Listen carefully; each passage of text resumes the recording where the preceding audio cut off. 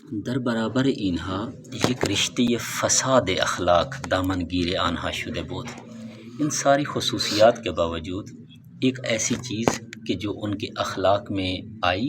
اخلاق کا مطلب ہوتا ہے آپ کا رویہ، آپ کا بیہیویئر، آپ کا عمل، یعنی دنیا کے ساتھ آپ کا بیہیویئر کیسا ہے. سم ٹائم یہ اخلاق حسنہ ہوتا ہے، سم ٹائم یہ اخلاق رذیلہ ہوتا ہے. ٹھیک ہے، یہ دونوں ہی اخلاق کہلاتے ہیں. فار ایگزامپل آپ کسی کے ساتھ ظلم کہتے ہیں، یہ اخلاق رذیلہ ہے. جھوٹ بولتے ہیں، اخلاق رذیلہ ہے، لیکن کہیں گے اس کو بھی اخلاق. ٹھیک ہے، وہ اخلاق حسنہ، یہ اخلاق رذیلہ ہے. تو یہ والا جو اخلاق ان کا تھا، اس نے ان کو کیا کیا، زمین بوس کیا کہ جلوی ہر کمالی را از بین برد. یعنی جتنی بھی خوبیاں اوپر ہم نے بیان کی ہیں، سب کو ان خرابیوں نے اور اس اخلاق رذیلہ نے جو ہے ختم کر دیا. وہ اگر روزنے از غیب بے روی آنان باز نمی شد، بطور مسلم تمہار حیات انسانی آنان در ہم پیچیدے می شد. یعنی اگر در اواسط قرن ششم میلادی آفتاب روان پرور اسلام بر دلهای آنان ناتابیده بود، دیگر شما امروزی اثری از عرب ادنانی مشاہدے نمی کر دید. اچھا، وہ اخلاق آگے چل کر ہم بتائیں گے.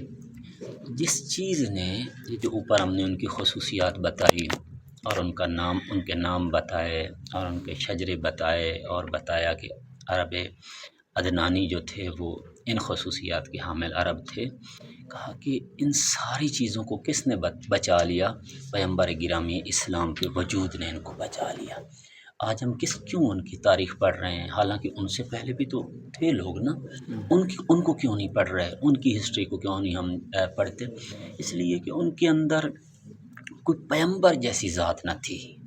کہ یعنی میں یہ کہنا چاہتا ہوں کہ آسمانی آئین لے کے آنے والا بندہ ایسا کہ جس نے تمام انبیاء کی محنت کو یا اس کو اپنی ذات میں اکٹھا کر لیا، تمام خصوصیات کو اکٹھا کر. ہاں، نبی جو ہیں ان میں کسی میں کوئی خصوصیت تھی، کسی میں کوئی خصوصیت تھی. پروفٹ اور رسول خدا کی خصوصیت یہ ہے کہ یہ تمام انبیاء کے وارث تھے، اس لیے جو ہے تمام خصوصیات کے حامل تھے. خوب، مطلب یہ ہے کہ ان ساری خصوصیات کو کیا ہوا؟ رسول گرامی اسلام نے ہمیشہ کے لیے بچا لیا اور زندہ. یہ سب کچھ کب ہوا؟ اواسط قرن ششم میلادی، یعنی 570. دیکھیں یہ جو کرن بیٹے کہتے ہیں کہ جب ایک صدی ختم ہو جاتی ہے نا، دوسری صدی جب شروع ہوتی ہے تو جب ختم ہو جاتی ہے تو ہم اس کو دوسری کو اب پہلی صدی نہیں کہیں گے، اس کو دوسری صدی کہیں گے. یعنی قرن کہتے ہیں 100 سال کو، 100 سال کو ایک قرن کہتے ہیں. ہم اس کو صدی کہتے ہیں، فارسی زبان میں اس کو قرن کہتے ہیں. تو یعنی اگر میں کہوں قرن پنجم تو مطلب کیا ہے؟ 5ویں 400 گزر چکے ہیں، 5ویں صدی. اگر میں کہوں قرن ششم تو مطلب کیا ہوگا؟ 5 ختم ہو چکے ہیں، چھٹا. یہاں پہ یہ کہتے ہیں کہ قرن ششم میں میلادی، یعنی حضور علیہ الصلوۃ والسلام کی میلادی کہتے ہیں عیسوی کو، کہ جس کو ہم عیسوی کہتے ہیں، جو اس وقت 2024 چل رہا ہے، اس کو کہتے ہیں میلادی. ایک ہوتا ہے ہجری. تاریخ میں ہجری کیا ہوتا ہے؟ جب پیغمبر گرامی اسلام نے مکہ سے مدینہ کی طرف ہجرت فرمائی، اس کو کیا کہتے ہیں؟ ہجری کہتے ہیں. ہجری میں دو ہوتے ہیں، ایک ہجری قمری ہوتی ہے، ایک ہجری شمسی ہوتی ہے. ہر ہجری شمسی کے مقابلے میں سال میں 10 دن چھوٹی ہوتی ہے. یعنی جو قمری چاند ہوتا ہے، جو چاند کا، یعنی قمری یعنی چاند کے حساب سے، شمسی یعنی سورج کے حساب سے، جو چاند کے حساب سے تاریخ ہوتی ہے وہ کیا ہوتا ہے؟ وہ ہمیشہ 10 دن ہر سال چھوٹا ہوتا ہے، چاند چھوٹا ہوتا ہے. لیکن جو سورج ہوتا ہے وہ بالکل 365 دن کا ہوتا ہے. وہ کبھی بھی، یعنی جیسے اس میلادی مہینے عیسوی ہے، عیسوی 365 کا ہوتا ہے. ہماری جو ہجری شمسی ہے وہ بھی 365 کی ہے، لیکن ہجری قمری جو ہے ہماری وہ کیا ہے؟ وہ مثلاً 10 دن چھوٹی ہوتی ہے.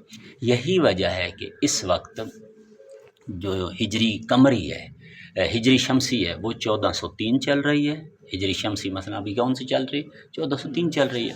ہجری قمری کیا ہے؟ تقریباً 1444 چل رہی ہے. یہ 1444 یعنی 44 اور 1403 اس میں کیوں فرق آیا ہے؟ یہ جو 10 دن چھوٹا ہوتا گیا ہے تو پیغمبر کی ہجرت سے لے کر ابھی تک اس میں جو ہے مثلا 41 سال کا گیپ آ گیا ہے، 10 دن کی وجہ سے 41 سال کا۔ خوب یہ چیزیں تاریخ کے طالب علموں کو بہرحال پتہ ہونی چاہیے، ہجری شمسی کیا ہے، ہجری قمری کیا ہے، تو یہ چیزیں خیر۔ اس میں یہ تھا کہ قرن ششم میں میلادی یعنی ایکچولی حضور علیہ السلام کی ولادت کو وہ کہتے ہیں کہ یا تو 570 میں ہوئی ہے یا 69 میں ہوئی ہے، یعنی 69 میں ہوئی ہے، تو 570 یا 69 میں پیغمبر کی جو ولادت ہوتی ہے تو اس کو کہتے ہیں قرن ششم میں میلادی۔ انہوں نے آپ کی سہولت کے لیے کہہ دیا قرن ششم میں میلادی۔ قرن کے پھر 2 حصے کیے جاتے ہیں، ایک ہوتا ہے نیمہ اول، ایک ہوتا ہے نیمہ دوم۔ نیمہ اول یعنی پہلے 50 سال، نیمہ دوم یعنی آخری 50 سال۔ اس کا مطلب یہ ہے کہ یہاں پہ مثلا یہ ہونا چاہیے کہ نیمہ دوم میں قرن ششم میں میلادی، ٹھیک ہے، 570 میں ہو رہی نا ولادت پیغمبر گرامی اسلام کی، تو یعنی یہ جو نیمہ دوم میں قرن ششم میں میلادی ہے، اس میں آفتاب روان پرور یعنی جو روحوں کی کیا ہے پرورش دینے والا ہو، آفتاب روان پرور اسلام بر دلہائی آنان ناتابید بود، اگر اس کی تابش، اس کی روشنی دلوں کے اوپر مثلا نہ آتی، دیگر شما امروزی اثری از عرب ادنانی مشاہدہ نمی کردید، اگر رسول اللہ اسلام کو لے کر اور پیغمبر گرامی اسلام کی ذات نہ ہوتی، آج کسی کو ان عربوں کی تاریخ کا کوئی پتہ ہی نہ ہوتا کہ یہ کیا تھا، جیسے ہمیں 2-3 نسلوں کے بعد اوپر کوئی پتہ نہیں کہ کیا ہوا ہے، اسی طرح وہ تو کوئی ہزاروں سینکڑوں نسلیں پیچھے کی بات ہے، ان کا کس کو پتہ ہوتا، کسی کو بھی پتہ نہ ہوتا۔ یہ کیوں ان کے بارے میں آج دنیا تجسس کر رہی ہے اور ان کو پڑھ رہی، یہ پیغمبر کی وجہ سے۔ وہ بار دیگر داستان عرب باعدے تجدید میں شد، اور ایک مرتبہ پھر جو عرب باعدے کی داستان ہے یعنی ان کے ساتھ جو کچھ ہوا وہی ان کے ساتھ بھی ہو چکا ہوتا۔ عرب باعدے کے ساتھ کیا ہوا تھا؟ نابود ہو گئے تھے، عذاب الہی میں ان پہ آیا تھا، اور تو نافرمانی کی وجہ سے یہ قوم عاد تھی، قوم ثمود تھی، اور ان کو جو ہے ہمیشہ کے لیے صفحہ ہستی سے مٹا دیے گئے۔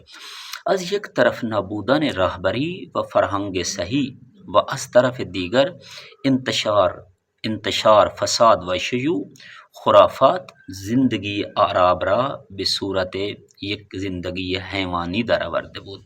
اب آپ کو بتاتے ہیں کہ وہ خامیاں کیا تھیں کہ جن کی وجہ سے اعراب کی جو مثلا حالت ہے وہ ہمارے سامنے اس طرح پیش کی جاتی ہے کہ واقعاً وہ جاہل تھے، وہ نادان تھے، وہ برے تھے۔ پہلی چیز ان کے ہاں یہ تھی کہ ان کے پاس کوئی اچھا لیڈر نہ تھا، نابودان راہبری و فرہنگ صحیح، ان کے پاس کوئی ایسا لیڈر نہ تھا کہ جو بہرحال ان کو یکجا کرے، ان کو ایک صراط پر لے کر چلے اور ان کی رہنمائی کرے۔ یاد رکھو میرے بچوں، لیڈر کا ہونا اس قدر ضروری ہے کہ جتنا مثلا عوام کا یا امت کا ہونا ضروری ہے۔ یہ لیڈر ہی ہوتا ہے جو امت کو صراط مستقیم پر چلاتا ہے۔ فلسفہ امامت کیا ہے نبوت کے بعد؟ فلسفہ امامت یہ ہے نبوت کے بعد کہ امام وہ لیڈر ہے کہ جو کچھ آسمان سے اترا ہے، نہ ایک نقطہ زیادہ نہ ایک نقطہ کم، یعنی نہ 1 انچ زیادہ نہ 1 انچ کم، جو کچھ اترا ہے اسی کو محفوظ کرتا ہے، یعنی تحریف سے بچاتا ہے، اسی کو محفوظ کرتا ہے، اور کیا کرتا ہے؟ اس کو عوام الناس میں ابلاغ کرتا ہے، پھیلاتا ہے، اور عوام الناس کو اسی رستے پہ لے کے چلتا ہے جس پہ لے کے چلنے کا کیا ہے اللہ تبارک و تعالیٰ نے حکم دیا تھا اپنے نبی کو کہ ان کو اس رستے پہ چلائیں تاکہ یہ وہاں تک پہنچ جائیں جہاں تک پہنچنے کے لیے خلق ہوئے ہیں۔ میری بات سمجھ آ گئی؟ لیڈر کا مطلب کیا ہوتا ہے؟ امام در حقیقت امام، ہمارے 12 امام ہمارے لیڈر تھے کہ جن کو پروردگار عالم نے نبوت کا دروازہ بند کر دیا کہ لا نبی آبادی، لیکن کیا تھا؟ امامت کا دروازہ اس لیے کھولا کہ امام کا کام نئی شریعت لے کے آنا نہیں ہوتا کہ آسمان سے جو ہے نئی شریعت، نہ، امام محافظ شریعت ہوتا ہے، محافظ شریعت ہوتا ہے۔ اس طرح کا محافظ شریعت ہوتا ہے کہ دیکھیں جنہوں نے امام کو چھوڑا ہے آج ان کی کیا حالت ہے. ان کی حالت دیکھ لیں کہ مثلا کبھی تو وہ الصلاۃ والسلام پہ لڑ رہے ہوتے ہیں کہ مثلا پہلے اذان سے پہلے پڑھنی چاہیے یا نہیں پڑھنی چاہیے. کبھی فار ایگزامپل وہ جو ہے ہاتھ یہاں پہ باندھنے ہیں، ادھر باندھنے ہیں، ادھر باندھنے ہیں، ناف کے اوپر باندھنے ہیں، نیچے باندھنے ہیں. اس پہ لڑ رہے ہیں کہ مثلا کیوں ایسا ہوا ہے، ان کے ساتھ کیوں ہوا ہے.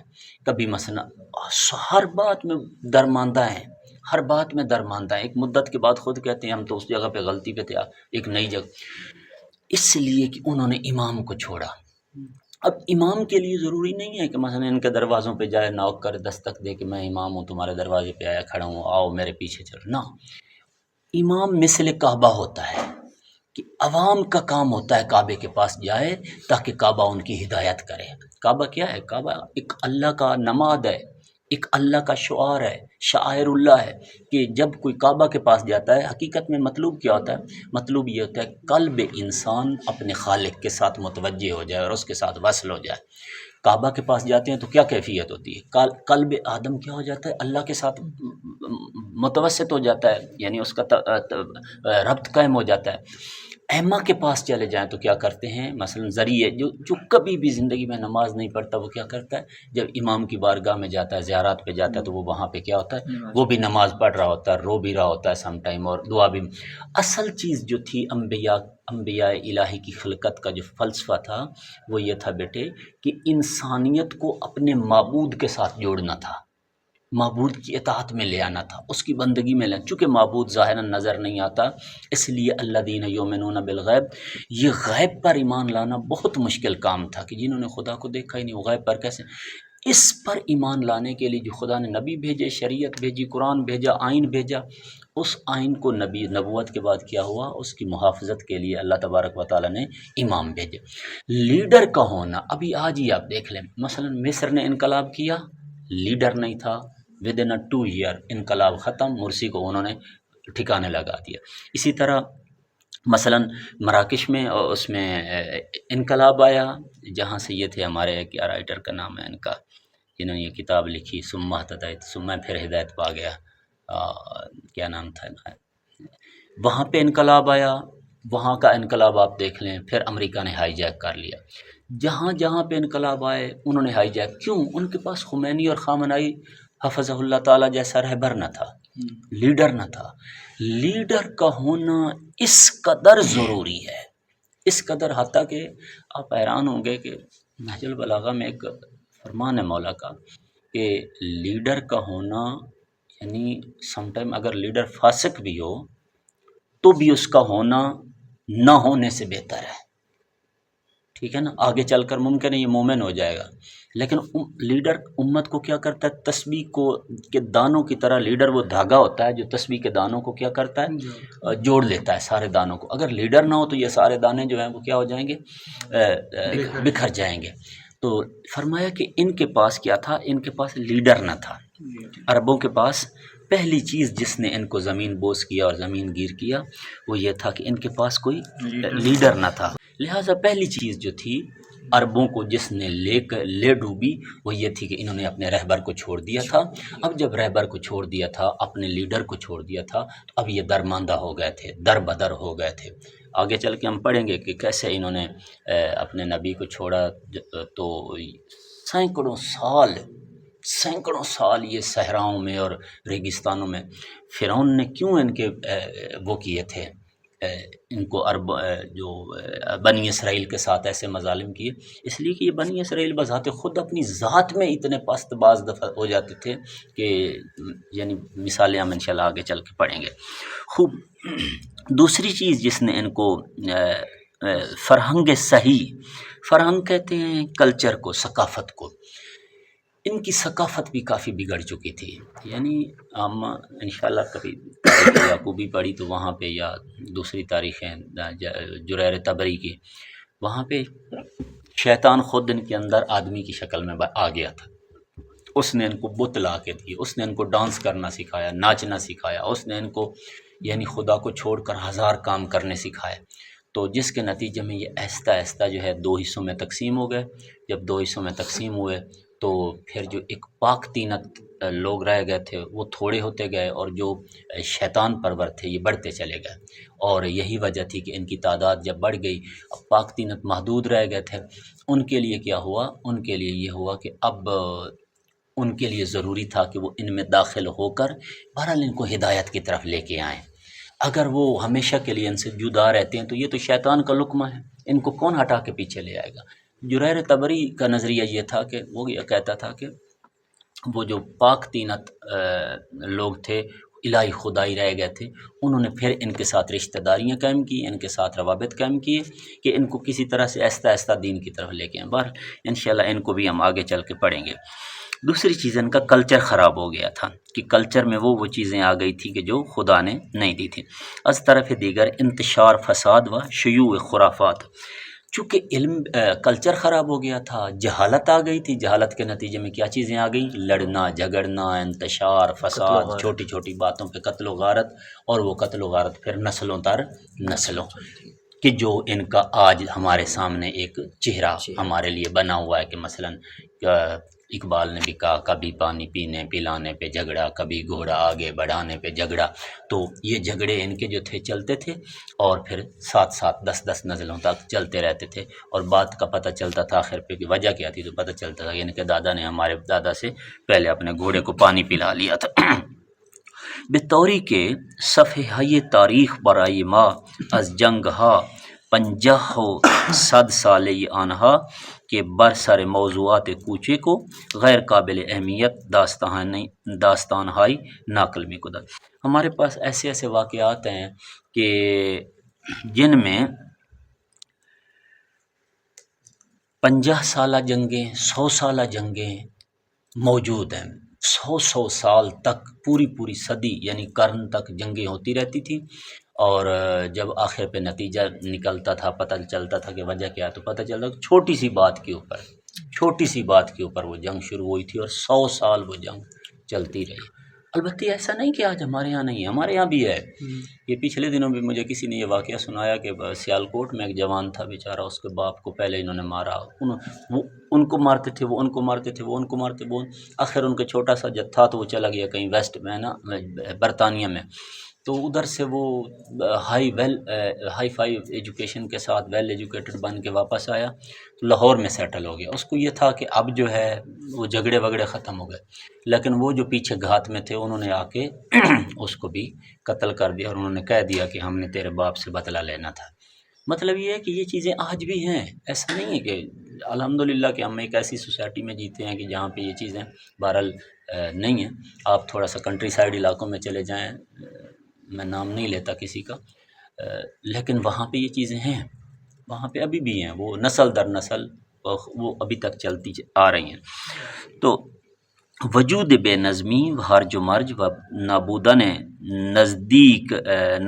یک حکومت مقتدر کہ بر اوضاع مسلط باشد و یاغی ها را بر سر جایی خود بنشاند سبب شده بود کہ عرب به صورت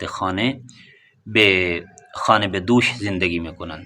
خوب، یہ چیزیں وجود بے نظمی و ہرج مرج و نابودن یک حکومت مقتدر، یعنی ایک تو بد نظم تھے، ایک ان کے اندر مثلا جس کی لاٹھی اس کی بھینس، اور تیسری کوئی حکومت کا نہ ہونا، کوئی لیڈر کا نہ ہونا، اسی طرح سے